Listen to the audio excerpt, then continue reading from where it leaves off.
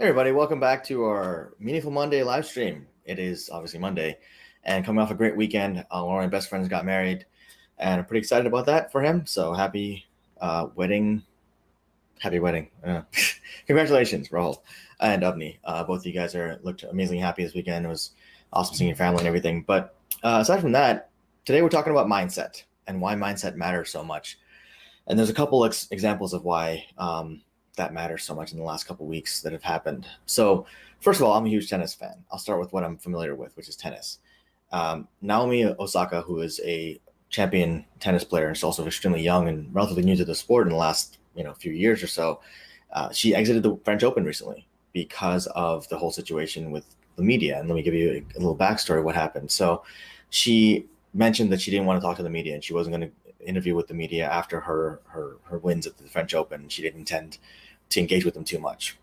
There was a huge backlash about this. People were, insulting her and throwing her under the bus in terms of saying like, "Oh, she's just an ungrateful player or has too big of an ego," and these are all snap judgments people made based on her statement about this, about not wanting to talk to the media after her winning her matches. Now, let me say that she's also an amazing tennis player. She's phenomenal, and she's defeated some really tough opponents like Serena Williams and like the other folks that are really respected in the sport. And so coming out like that and saying that she didn't want to engage with the media too much was controversial in a lot of ways, but not for anyone who's actually competed at any sport, other than maybe Brett Favre, who spoke out against it and said that she's got to deal with that. Now, following this whole backlash, Naomi came out and said that she struggles with mental health issues and she struggles with depression and social anxiety disorder. I don't think it was depression actually. Sorry, I think it was social anxiety disorder. And so as a result, she didn't want to deal with the media. And that to me is totally natural, honestly. I mean, there's nothing that they sign that says that they have to talk to the media after every single match or at all, frankly. That is just something that we've kind of imposed on professional athletes and people in the public eye. Frankly, it's their business. It's their job is to go out there and win the games and play their hearts out, and they do that. And so she was of the mindset where she wanted to focus on the game and she didn't want to get distracted by potentially dumb questions in the media because let's face it, the media is kind of annoying and asks a lot of stupid questions that don't really matter. I mean, they ask people stuff like who made your outfit? What made you choose that outfit? And these are professional athletes, especially in the women's side of things. They ask those questions and it's really kind of insulting.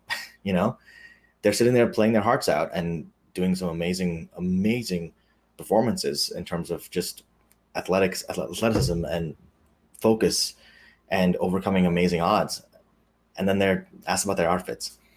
So that's kind of insulting on the one side of things. So I kind of understand where she's coming from. But for her to come out and do that and then get the backlash, and then she came out and told everyone what her situation was, what she's really dealing with, that was really tough. And I admire her bravery for doing that. But then she went a step further and said she's withdrawing from the French Open because she didn't want to cause any issues. Now, to me, that's a really it's a tough decision to make because she's withdrawing from the sport that she's competing in and she wants to win, obviously. But it also shows a lot of class and a lot of poise in her side of things because she doesn't want to have to deal with that. She doesn't want to be questioned in terms of her commitment to the sport, and she didn't want anyone else to have to deal with that as well. So she just bowed out. I mean, that says a lot about her spirit of competition. Like she'd rather than being a controversial situation, she'd rather exit the sport, and it shouldn't have been a controversy to begin with. But that mindset of putting the sport first, I think it's something that we need to get back to more because we focus so much on the press conferences after the fact. We don't look at the sport and what goes into that and the mental toll it takes on athletes to be in the moment that strongly in the middle of a competition. Any athlete who played a sport will know that level of focus of having to make sure that you're on the entire time you're there. You're pushing yourself. You're making sure that you're responding to your opponent and seeing what they're doing and kind of figuring out where you land in the whole process. That's power. It's powerful. It's also really exhausting at times, and it takes a huge toll on you, especially when you're that at that level of competition. Now, I've never been in the international level of competition, obviously, but just levels I've been at, I love it. I love that kind of competition, but at the same time, it also does get exhausting. So understanding that she doesn't want to deal with that, she doesn't want to have to deal with the media after that makes a lot of sense. And that mindset of I'm going to focus on the game and not be distracted by those other things, that's a really hard line to draw, especially in the public eye. And so To me, that says that she's putting the game first. And I applaud that and encourage that and with people. But as we're looking at these things in our own lives and what we can do for ourselves in terms of mindset is put the game first. Put whatever you're doing, put that first. These other side things like the media or like what people are gonna say, which is pretty much the media. That's all on the side. That's not really anything that needs to be that you have to concern yourself with. So along the same lines, there's actually a golf story, which I'm less familiar with. Anyone who knows me and knows my level of expertise in golf knows that it's pretty bad. I'm horrible at golf, and I like to say that I hang out with my friends and hit a couple balls with the club. I don't really play golf, but yeah, because I'm really terrible at it. But there's actually a story in women's golf.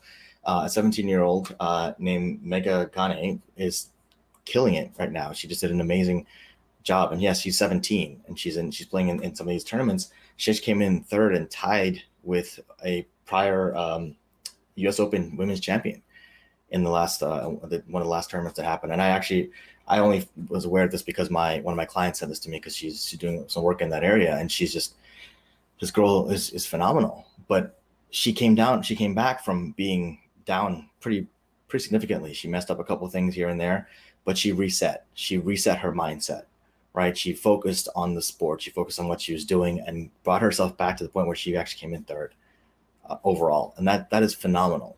And that also tells a story of overcoming adversity. And that's all comes back to mindset. You're going to have setbacks. You're going to have things that cause you to say, oh, damn, I messed up. I can't believe I did that. Or, crap, what I do over there? Like you're going to look at stuff you do and mess up. And then you could either focus on that thing and dwell on it and really let it destroy your entire performance for that particular day, that particular project, that particular week, that tournament, whatever it is you're dealing with. You can let that one thing ruin it, or you can say, okay, yeah, I messed up.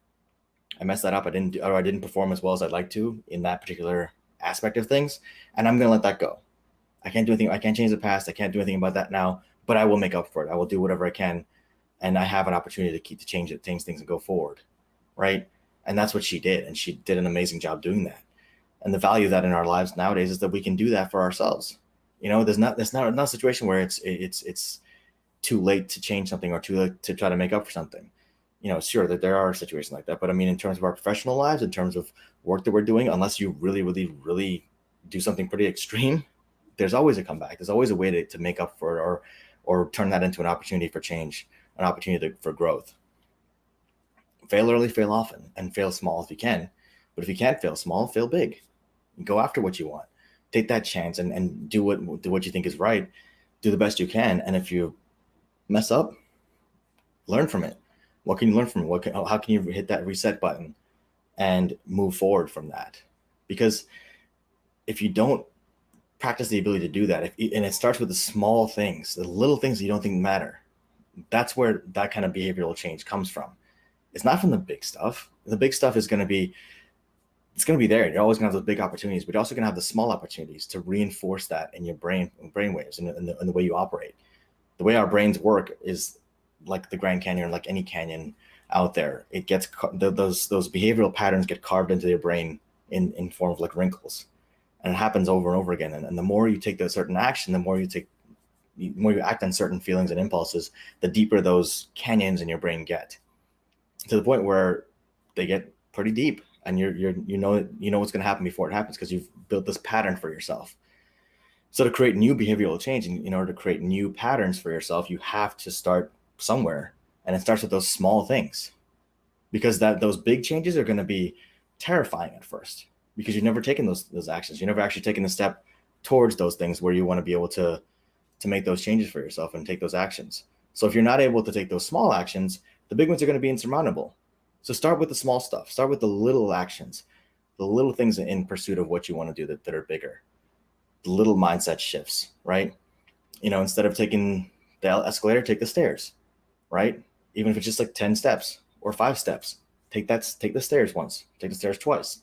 And over time, you're going to build it up and build to the point where you're taking the stairs all the time, and you'll end up losing those extra couple pounds here and there, and getting that extra energy for yourself. There's a lot of value in those small shifts, because that's where the behavioral change happens. Yes, you can do a massive big change right? But look at any crash diet.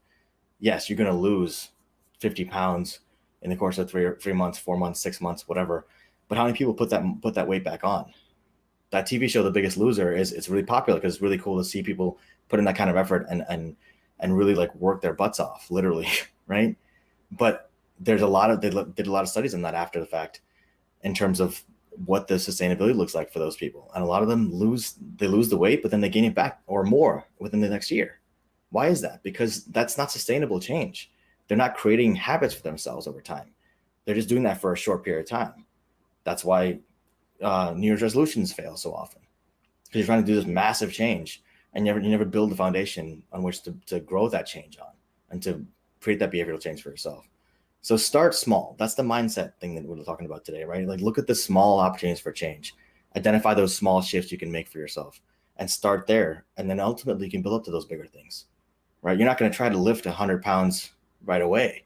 Start with 5, then go to 10, maybe 12, 15, 18, build up to that. And eventually you'll get there. But the key is the mindset, the patience, to give yourself the grace to fail, give yourself the grace to do it and try and build up that muscle, to build that strength to do that kind of thing. Otherwise, you're never going to forgive yourself. You're not going to have patience for yourself.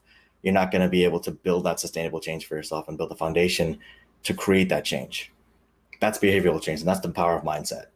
So take some opportunities for yourself. Look at opportunities in your life on a day-to-day basis where you can make those small shifts. Instead of parking close to the building, if you want to lose weight, for example, park maybe further away, right? Take those extra steps. One of my close referral partners, my buddy Tom, he started by getting off a metro stop earlier, because metro stops in DC, and they're not that far apart technically, maybe extra 2 or 3 blocks. But that small shift of getting off one stop earlier, now he's got to walk an extra block or 2 or 3 sometimes, and now there's extra steps for him. Now he's at like, I don't want to exaggerate, but and I'm not exaggerating. He's like 30,000, 35,000 steps a day. That's what he worked himself up to. But it started with an extra 1,000 or 2,000 steps a day. Take an example from that, or from Mega Gane, or from Naomi Osaka, right? These athletes have a lot to teach us sometimes about things. They also have a lot to not teach us about things. But look at some opportunities like that and find opportunities to grow yourself and to change things for yourself in the small level. And eventually you'll get to be bigger in the change. Anyway, that's Motivation Monday, or Meaningful Monday today, sorry, in the mindset world today. All right. Thanks a lot for tuning in. Hope you guys have a great week ahead of you. If you like today's concept, please feel free to comment below, hit the like button, hit share. I want to remind you guys again of the PS5 giveaway we're doing this week. It's going to be later this week. I think it's middle of the month. We're going to plan on doing it, which is later this week, actually. And if you're not entered yet, check out the video. We'll link to it in the description, and make sure that you do enter, go through that whole process, and share it with anyone who might want a PS5, who wants to jump into that, and help my brother and I support our businesses. We're trying to do some great stuff and trying to, be there for you guys and however we can. Also, let us know what kind of changes you're going to make in your life. How does mindset affect your life and what you do for yourself? Let us know. Thanks a lot. Take care and stay safe.